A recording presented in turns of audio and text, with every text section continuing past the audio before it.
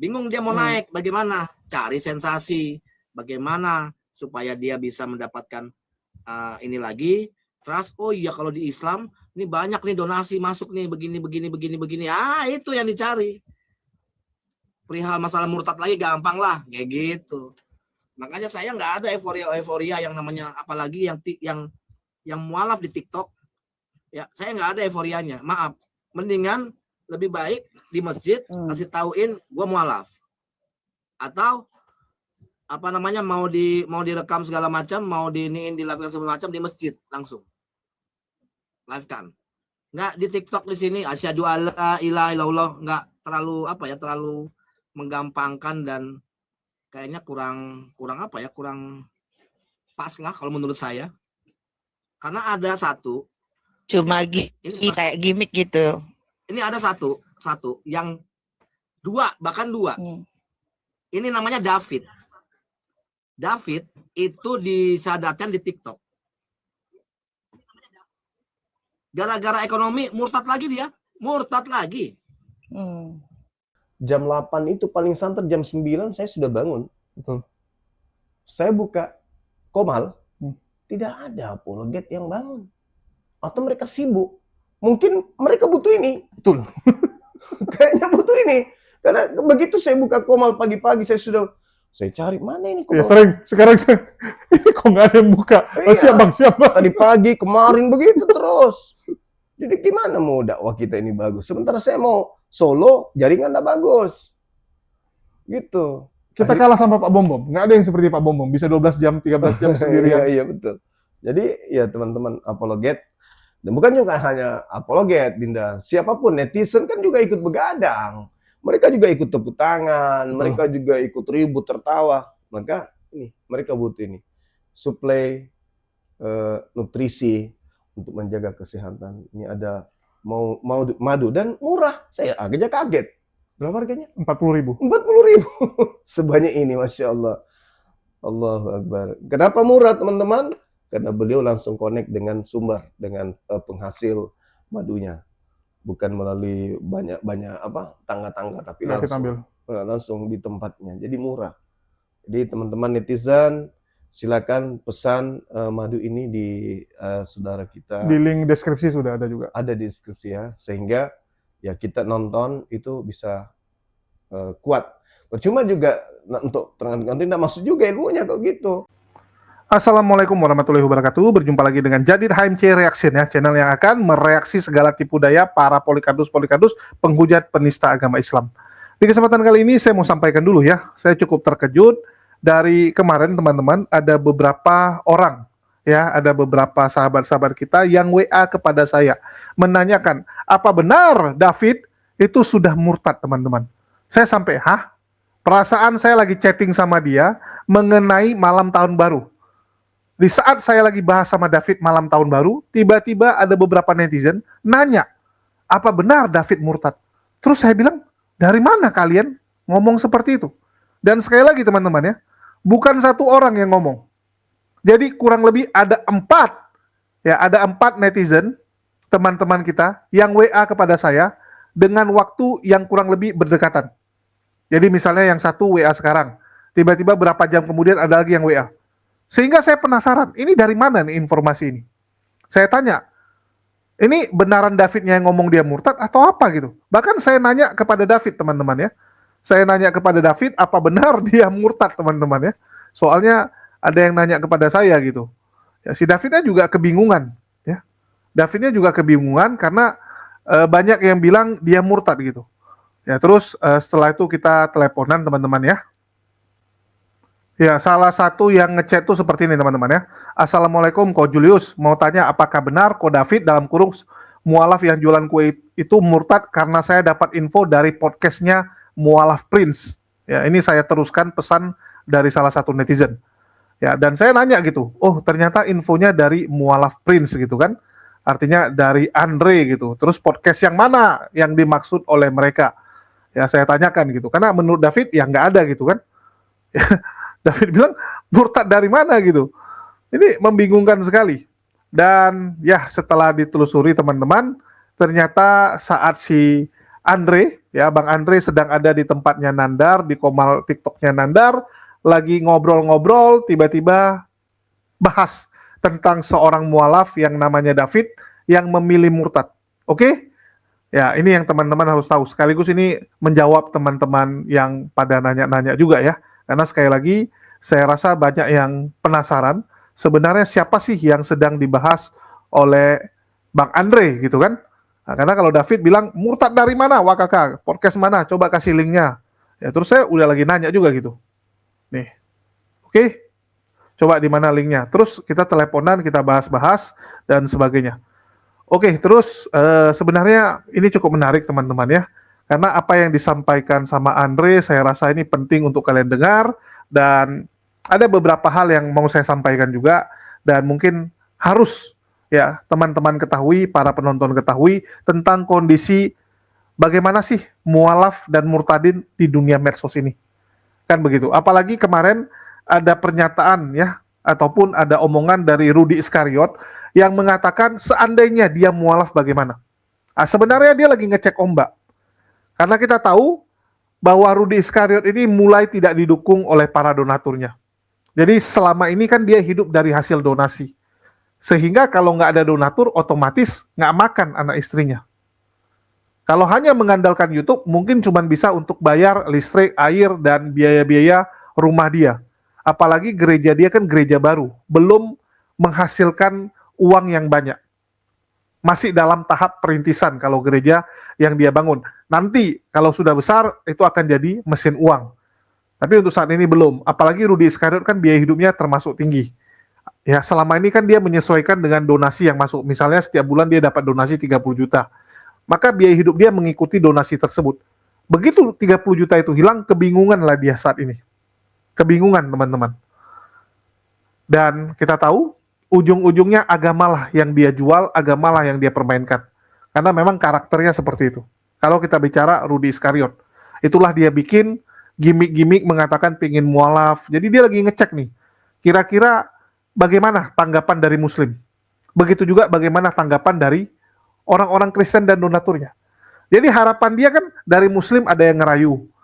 Ya, dari pihak donatur Kristen akan ada yang bilang, Rudy, jangan kamu murtad, ini donasi tetap saya kasih, kan gitu. Ini kan mirip sama RK, teman-teman. RK merajuk, memutuskan nggak mau lagi diskusi, nggak mau lagi debat, mau mandi lumpur saja. Merajuk, ngetes bagaimana donatur-donaturnya. Rupanya banyak donatur, oke, siap kita dukung kamu. Begitu juga dengan Rudy Iskariot ini. Begitu dia ngomong mau murtad, otomatis akan banyak donatur-donatur Kristen yang menawarkan dia, kamu jangan keluar dari Kristen, kamu jangan mualaf gitu kan. Kamu jangan mualaf, jangan murtad dari kekristenan. Ini uang supaya kamu tenang, supaya kamu diam gitu. Nah, jadi kan tujuan dia seperti itu teman-teman. Supaya donatur-donatur Kristen mencegah dia untuk mualaf. Mencegah dia mualaf. Itu tujuannya. Tapi nanti kita akan bahas khusus itu. Ya, tidak di sini teman-teman, nanti di tempat lain. Karena ini perlu kalian ketahui juga bagaimana agama ini sekarang dipermainkan ya. Seakan-akan pindah agama itu kayak ganti baju doang. Ini bahaya sekali teman-teman. Kalau agama cuma dianggap sebagai jaket, baju ya, yang bisa kapan aja kamu tukar, orang-orang seperti ini bahaya sekali. Bahaya sekali teman-teman. Ini kita dengarkan dulu. Rifa sama Yonatan Nandar yang tahu itu sebenarnya kalau saya aja nggak percaya kalau dia mualaf, karena saya tahu Rudy, saya kenal Rudy, nggak mungkin dia mualaf.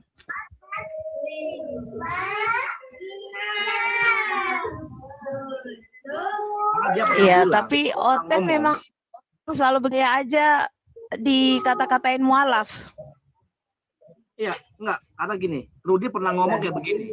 Ini suara saya jelas ya. Suara jelas nggak? Jelas. Jelas ya. Jadi Jelas. iya, jadi gini, Rudy itu pernah ngomong, mau sampai kapanpun andai kata apa namanya ajaran Kristen nggak benar, gua nggak bakalan mau masuk Islam. Dia bilang begitu. Dia pernah bilang begitu. Walaupun ajaran Kristen nggak benar misalkan, gua nggak bakalan mau masuk Islam. Dia pernah ngomong gitu sama saya.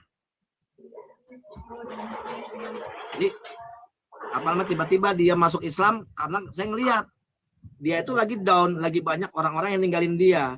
Dia lagi down, bingung dia mau naik. Bagaimana? Cari sensasi. Bagaimana supaya dia bisa mendapatkan ini lagi. Terus, oh iya kalau di Islam ini banyak nih donasi masuk nih begini.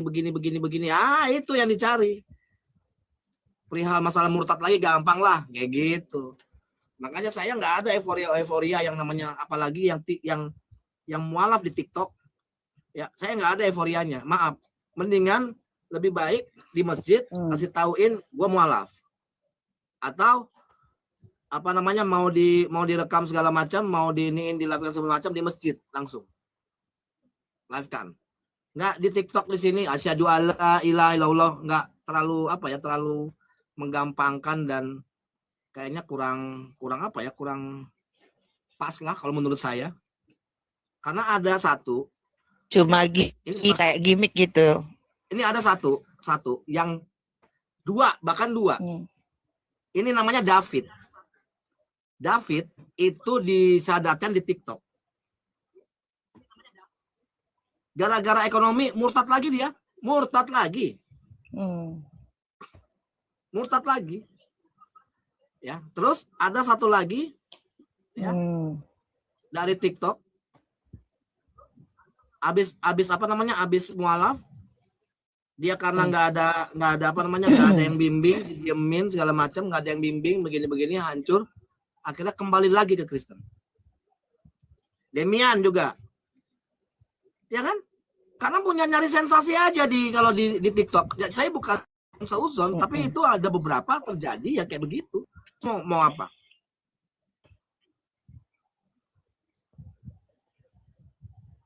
Betul, David DM saya, iya minta duit terus, dia ekonomi. Saya bilang, kerja sama saya punya kafe, kerja sama saya di tempat tinggal, kerja sama saya. Nggak mau. Jadi kebanyakan sensasi. Jadi bukan saya menolak adanya atau nggak euforia kalau ada yang mualaf. Enggak dulu. Masalahnya kalau orang yang mau mualaf. Makanya kenapa? Mungkin banyak orang nanya, lu kenapa pilih Islam, Dre? Gue nggak pernah pilih Islam. Tidak pernah gue pilih Islam. Tapi Islam yang pilih gue. Dan itu jaraknya pada saat gue lagi membenci Islam itu 1 tahun lebih untuk bisa memilih Islam. Karena gue harus tahu Islamnya gimana. Makanya kenapa banyak orang yang benci gue sebagai mualaf, benci banget sama gue. Kenapa? Karena gue orangnya nggak neko-neko. Ini ngapain lu mualaf di TikTok? Dulu sempat saya dulu euforia, cuman lagi mikir kok makin kesini kok Oten berani ya mualaf di TikTok. Kenny Susanto mungkin Bu Johnson nih ya, nggak tahu. Kenny Susanto tiba-tiba pura-pura mualaf, udah dimualafkan segala macam, nggak tahu. Iya mengucap kan yang nangkap saya, yang datengin saya. Saya bilang jangan dimainin, jangan. Saya bilang harga mati saya ini. Ya saya lihat videonya itu, saya juga bongkar juga itu. Nah, maka itu, jadi bukan saya, tapi akhirnya banyak orang yang menyalahkan. Paling modus-modus gitu ya, modus. Iya. Makanya saya nggak mau, udah nggak ada euforianya. Jadi bukan saya nggak suka. Oh, karena Bang Zuma yang sering mualafin di TikTok. Ya saya nggak menyalahkan Bang Zuma juga nggak salah. Tapi maksudnya saya pribadi saya nggak suka.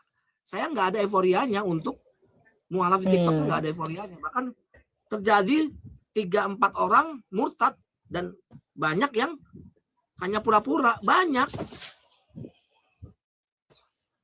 Terus saya dibenci. Ya monggo, nggak apa-apa, nggak masalah. Yang penting apa? Saya di sini sekarang membela akidah saya, membela akidah Islam. Makanya saya selalu di YouTube sekarang. Saya daripada di TikTok, saya lebih baik di YouTube terus. Ini saya naik kayaknya, pokoknya naik komalaya cuma di tempatnya Nandar doang gua. Nandar aja banyak yang benci nih.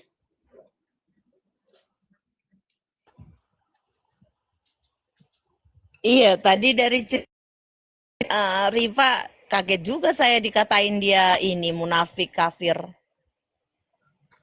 Sama siapa? Dosa si Nandar apa, Nandar?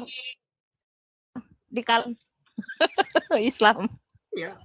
Jadi banyak yang, jadi gini, ada mungkin Nandar pengikut yang mungkin ada pengikut yang mengkultuskan seseorang ya kan, bahwa ini orangnya hebat segala macam. Nah pada saat kita komentarin walaupun gimana langsung kita dibenci, padahal apa, kita nggak ada masalah. Nah ini kan saya misalkan saya nggak setuju, misalkan kayak hari mualaf sedunia, saya mualaf, tapi kenapa lu nggak setuju, Dre? Gue nggak mau mancing, gue nggak mau ganggu, walaupun gue menyatakan itu tidak benar, bahwa Natal itu tidak ada, tapi buat apa kita ini negara Pancasila. Saya ini ngelawan siapa? Saya ngelawan Oten. Oten itu oknum Kristen. Saya ngelawan Oten. Oten itu oknum Kristen. Jadi nggak semuanya orang Kristen. Pada saat mereka yang menghina Islam, menghina Rasulullah, menghina akidah, saya lawan. Di YouTube saya lawan. Jadi apa namanya? Kalau orang Kristen yang normal, yang ini, bahkan teman-teman saya masih banyak yang Kristen kok.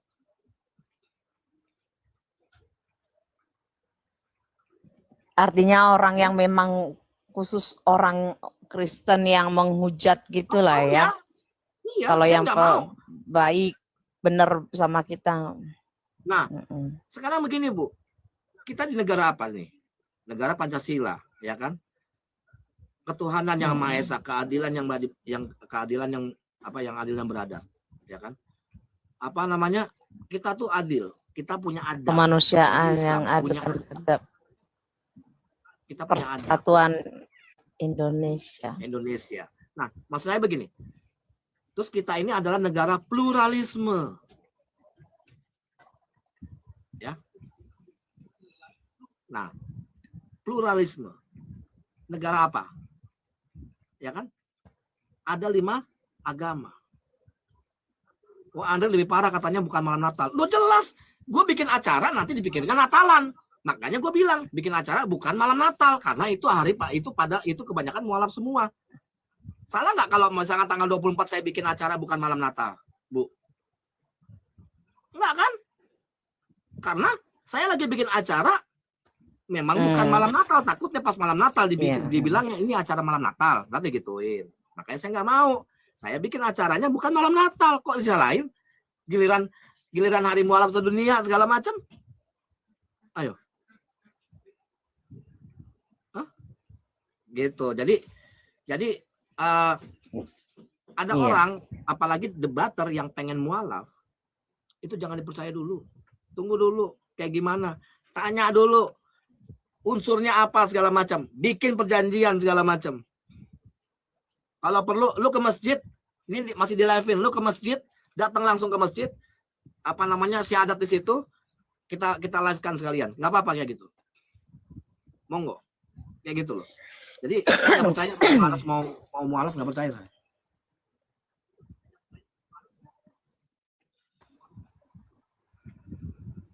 Saya belum telepon dia juga sih, belum ngobrol juga. Tapi nggak heran sih, Oten itu begitu. Kalau kita misalnya nggak sependapat dengan mereka, terus kita tidak menyerang Islam misalnya ya, itu bahkan mereka selalu berkata begini, ya udah kau masuk aja kau gitu, masuk Islam aja kau. Memang itu kebiasaan Oten begitu. Saya bilang Oten karena bagi saya Oten itu bukan Kristen. Ya, tapi ya saya sendiri pun mengalami begitu. Ketika saya suruh mereka. Ibu tahu nggak sejarahnya kalimat Oten dari mana?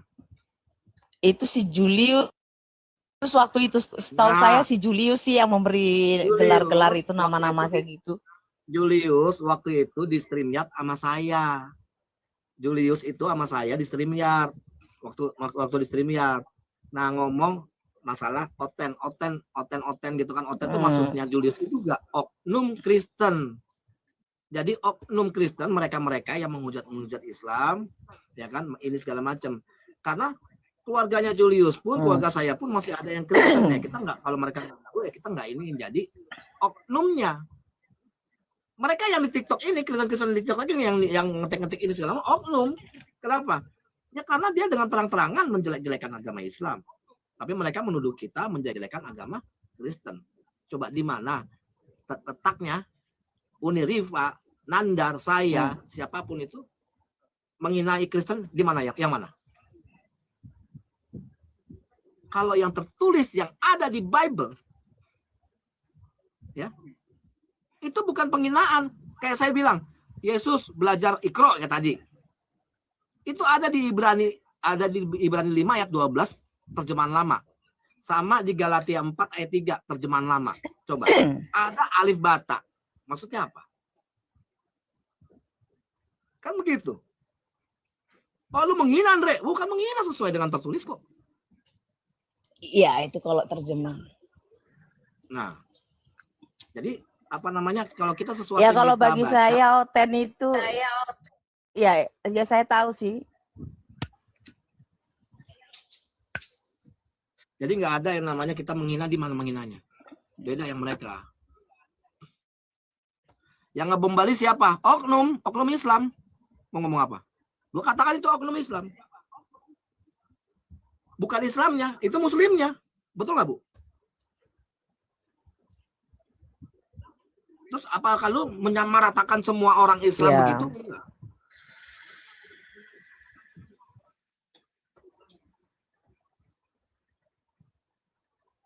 Gitu, itu oknum. Lu pikir terus kita membela oknum? Oh enggak. Tapi Buktinya itu memang tuan logika aja kita babat. Kenapa, Bu?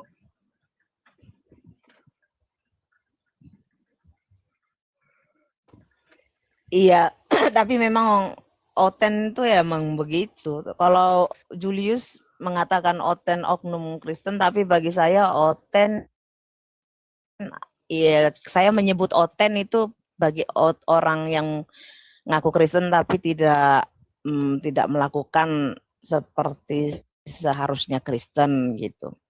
Bahkan saya lebih ekstrim lagi, oten itu onte online. Sok-sok bahas Tuhan ya sundal.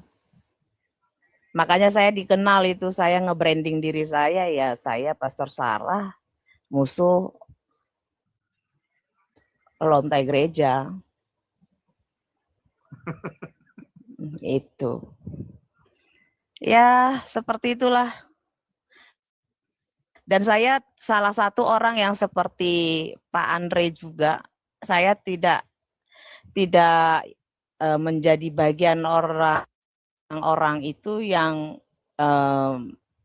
bersukacita atau euforia ketika ada orang ngaku-ngaku murtadin, meninggalkan Islam, lalu menjadi Kristen. Itu saya nggak euforia di situ, karena bagi saya nggak ada bedanya, bahkan lebih parah mereka, apalagi ketika mendengar kesaksian mereka itu ya cuma cuma 2% sampai 5% itu orang yang kesaksiannya benar, selebihnya itu nggak ada yang benar kesaksiannya. Nah iya, makanya saya juga kan gini, keluarga saya kalau itu kan ujung-ujungnya masuk Kristen terus punya Allah 3, itu bukan Kristen. Percuma dia ngalami perjumpaan Yesus kalau dia punya Allah 3. Jadi makanya saya bilang itu murtadin itu setan itu. Saya nggak pernah bersukacita ada orang kayak gitu. Iya, makanya saya bilang. Coba kebayang nggak Pak? Waktu itu dia kesaksian jumpa Yesus. Tapi ujung-ujungnya dia punya Allah 3, Yesusnya dibuang, Yesus jadi yang pribadi kedua, Yesus lebih rendah. Itu kan berarti dia jumpa setan sebenarnya. Ya, sekarang harusnya berarti kasihan dong, Bu. Kristen setan dia tuh, murtadin apa begitu. Kalau mereka mengatakan kayak begitu, kasihan dong. Maria posisinya di mana? Padahal Maria loh yang punya andil melahirkan Yesus. Maria posisinya di mana? Kalau Bapa, Putra, dan Roh Kudus, Maria posisinya di mana? Ayo, harusnya dia itu yang lebih punya andil. Ya tanya mereka. Nah, jadi ya kayak begitu, maksudnya kayak kalau seandainya lu mau belajar, ya kan, lu mau memahami, ya lu belajar, kan begitu. Terus kalau lu mau menilai Islam, yang sebenarnya aja Islam, misalkan di surat Al-Maidah ayat 72, misalkan begitu. Jangan dipotong depannya. Kau baca dari depannya persis sampai ininya, sampai terakhirnya. Dan dia dibacanya cuma setengah, yang di depannya nggak dibaca. Contohnya kayak gitu. Kan bisa-bisanya mereka ini.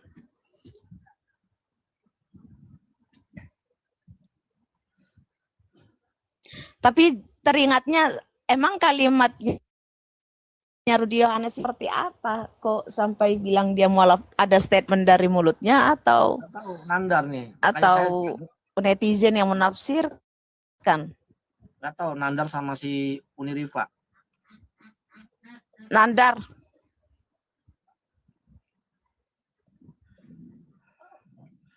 Bang Nandar, ini Oh, malah nandar sih, nandarin udah kayak orang bisu aja kau nandar. Nanti jam 7 udah Sarah. Aku juga soalnya nggak lihat langsung. Ini Apa jam netizen 7 kamu mau live di YouTube?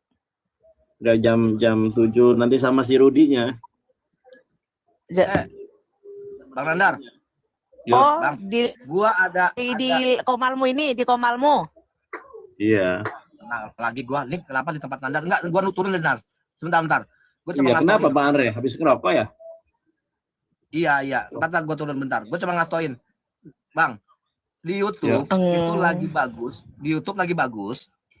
Live tapi berdiri, jangan tidur. Lu berdiri. Kayak gini, kayak TikTok. Ya. Itu penontonnya itu bisa ratusan ribu. Bener. Gua aja Iya, kan biasa aku tahu. nonton gua sedikit kan. Aku tahu, tapi Diri adsense-nya apa kecil, Bang. duduk? Berdiri Adsense-nya apa kecil, duduk? Begini, Duduk. kayak TikTok begini. Iya, Apa? tahu. Aku pernah. Adsense-nya kecil itu. Adsense-nya kecil. Iya, nggak apa-apa. Yang penting maksudnya gua begini. Naikin dulu jam tayang. Kan Ya, ditonton terus banyak naikin dulu viewer. subscribe, baru nanti yang hasil dari live itu copy. Misalkan lu nggak mau bikin video, itu bikin klip, taruh di video, itu langsung gede. Benar. Ya, ya wes nanti aku coba. Itu gue lakuin begitu. Jadi edit klip, ya kan? Jadi misalkan udah 3 bulan nih live lu masukin ke video. Udah nanti situ banyak yang nonton juga. Nah, gue lakuin gitu. Ya, ini Nanti aku coba. Soalnya ada pelanggaran terus. Oke. Kayak Siap. misalnya dari oh ya udah turun dulu, segera naik ya. Sebelum kita lanjut nonton teman-teman ya, pastikan kalian siapkan cemilan dan minuman terbaik teman-teman untuk menemani keseruan kalian menonton para polikardus serta kesaksian para mualaf. Dan minuman terbaik tentu saja selain menyegarkan juga harus menyehatkan teman-teman ya. Jadi jangan cari minuman yang cuma segar tapi tidak menyehatkan. Karena di luar sana banyak minuman yang segar, enak diminum tapi tidak baik untuk tubuh. So, apa minuman yang bagus untuk tubuh kita dan juga rasanya enak? Tentu saja Maudi madu teman-teman ya. Madu asli dari Mualaf HMC teman-teman. Dan satu botol ini hanya 40.000 dan kita punya banyak varian teman-teman ya. Madu hitam baduy untuk vitalitas, madu teos yang ada rasa asam-asamnya, dan madu hutan baduy yang berasal dari hutan baduy, dan madu akasia, bagus untuk tenggorokan. Bagi teman-teman yang ingin beli, silakan cek di link deskripsi, sudah ada link Tokopedia maupun Shopee. Dan bagi teman-teman yang tidak bisa membeli lewat online tersebut, bisa melalui nomor WA yang tertera di bawah ya. Silakan langsung cek keranjang kita. Ya teman-teman sudah dengar ya, yang pertama mau kita bahas adalah David ini bukan yang David Sipit, oke?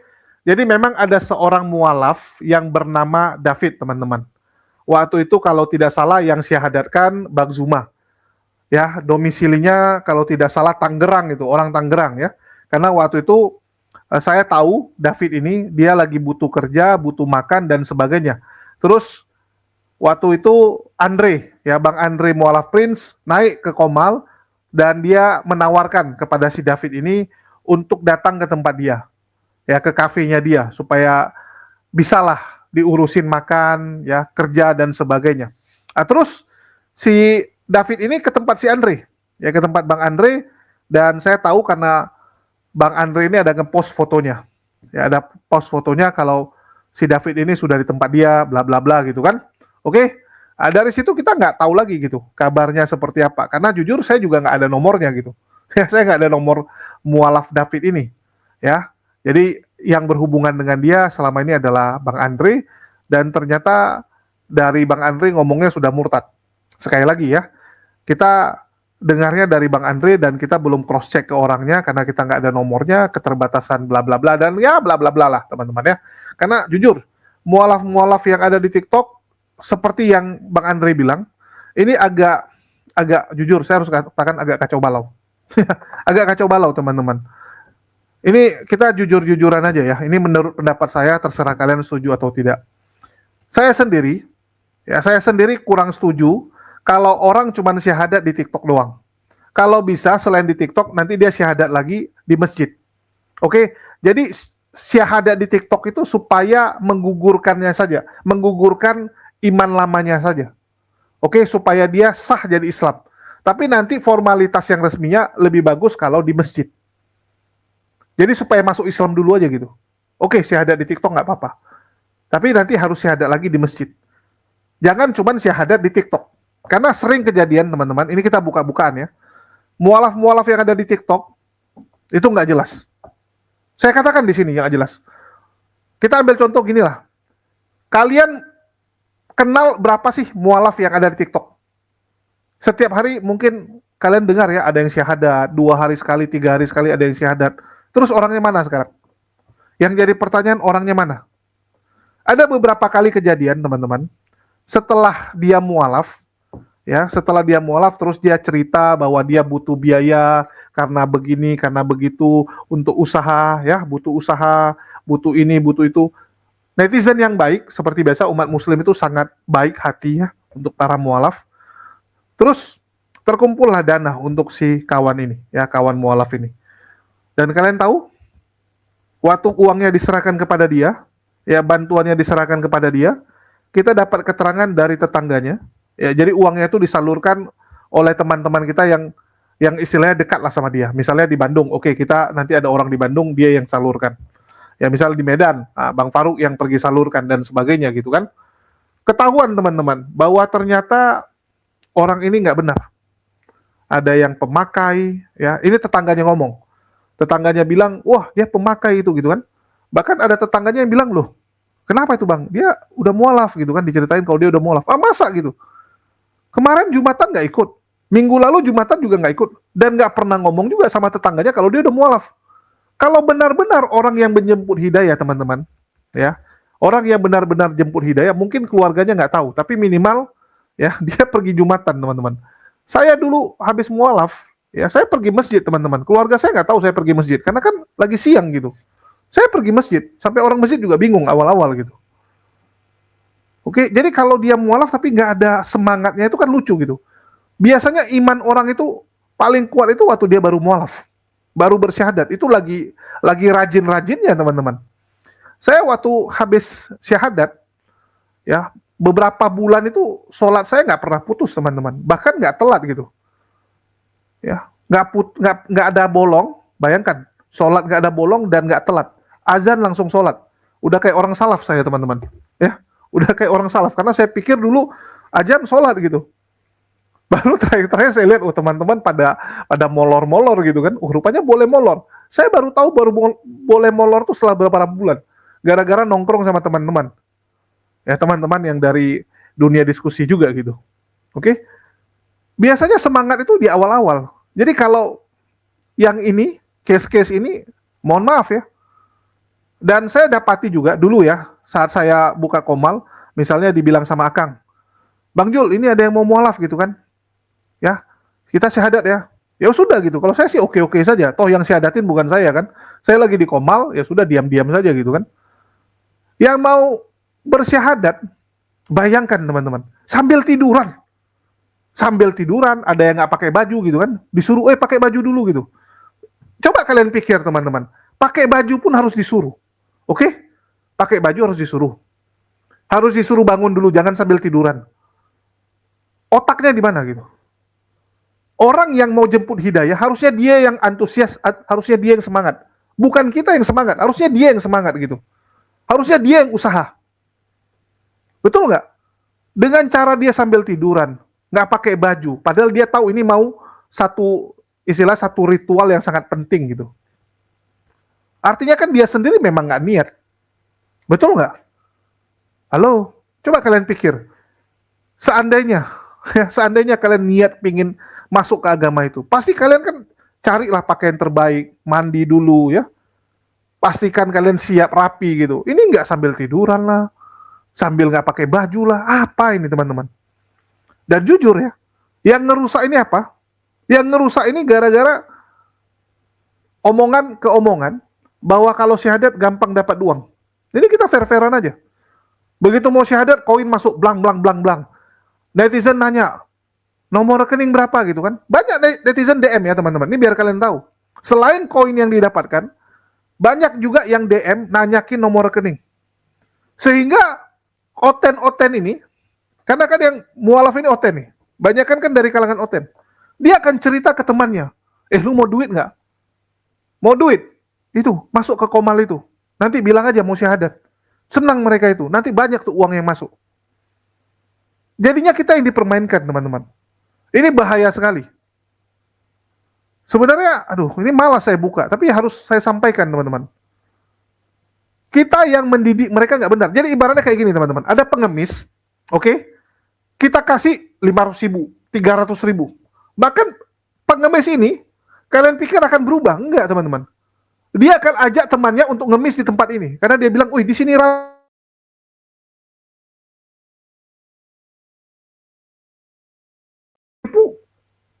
biasa aja bagi mereka gitu. Kalau kita muslim, disuruh murtad, ya dibaptis dapat duit, mikir kita kan. Mikir kita, anjir, masa gara-gara uang sekian saya jual iman saya? Walaupun ada juga tuh, di belakang Istiqlal ya, disuruh baptis, dapat duit 500 sampai 1 juta dikerjain. Hanya gara-gara 500.000. Terus dia bilang, akan nggak apa-apa bang, cuman formalitas saja untuk masuk video gitu kan. Saya tanya kepada teman-teman yang di sini, kalian kalau disuruh baptis, dikasih duit 2 juta kalian ambil nggak? Walaupun cuman ya selesai baptis kalian tetap sholat, kalian tetap Islam. Enggak kan? Hati kita tuh kayak nggak bisa gitu. Anjir apa ini gitu? Hati kita pasti melawan gitu. Kalau mereka enggak teman-teman, udahlah pura-pura aja nggak taunya mereka itu gitu kan. Udah selesai syahadat, dapat uang, ya cabut, hilang teman-teman. Berapa banyak yang seperti itu? Ini jujur-jujuran aja. Saya dikasih kontaknya teman-teman. Ada 100-an orang yang aktif nggak nyampe 5%. Bayangkan, yang aktif nggak nyampe 5%. Kacau sekali. Oke? Itu yang terjadi. Jadi benar, jangan euforia. Itulah kalau saya sekarang ada yang syahadat di TikTok, mohon maaf, biasa aja. Walaupun ada beberapa teman-teman kayak di grup, Bang Jul, tuh ada yang syahadat gitu kan. Oke, gitu aja gitu. Kenapa? Ya itu, balik lagi teman-teman. Terus ada yang bilang, apa bedanya dengan Kodondi gitu.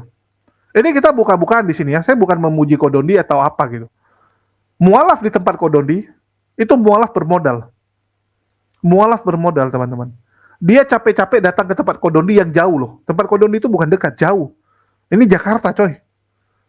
Dia menyisihkan waktunya ya untuk datang ke tempat Kodondi dengan biaya dia, dengan waktu dia, itu udah usaha. Artinya dia niat pengen belajar Islam, niat pengen mualaf.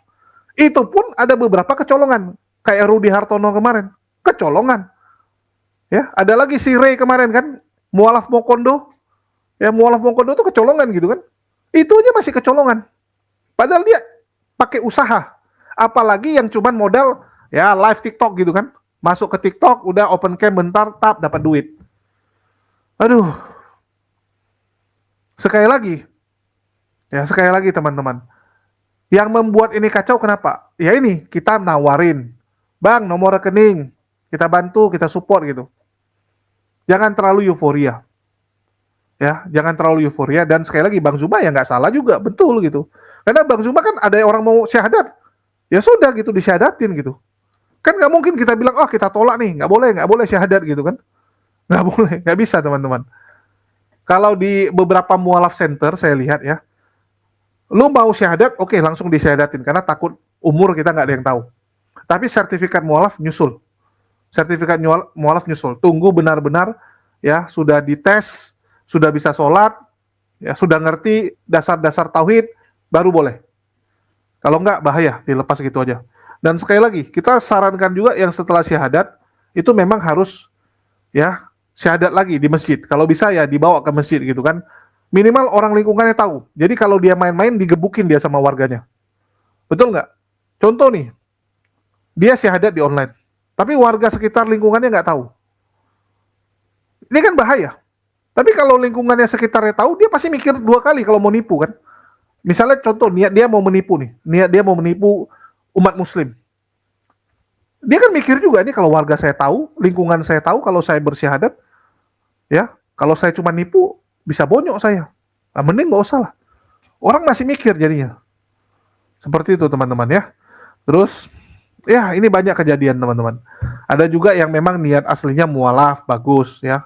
Terus karena kondisi tekanan dan sebagainya nggak kuat. Itulah kenapa saya selalu bilang kita tuh butuh circle yang saling menguatkan. Saya ambil contoh sekolah mualaf yang ada di Semarang. Kenapa mereka kuat-kuat imannya? Karena mereka saling menguatkan antar sesama. Contoh nih teman-teman, ada mualaf nih, lagi problem sama keluarganya, ya kondisinya begini begitu. Dia curhatnya sama Kores misalnya. Kores cuma bisa saranin. Tapi kan mualaf ini akan lihat, kamu aja nggak pernah hadapi. Kamu nggak tahu kondisinya gimana. Beda dengan kalau yang memberikan nasihat itu adalah mualaf yang pernah mengalami hal serupa. Maka mualaf ini akan lihat, si abang ini juga dulu pernah ya. Ternyata dia lebih parah dulu sama keluarganya. Kondisinya lebih parah, lebih susah gitu kan. Nah, maka akan lebih gampang masuknya gitu. Kalau sekolah mualaf Semarang itu mereka dari mualaf untuk mualaf dan dikerjain sama mualafnya juga.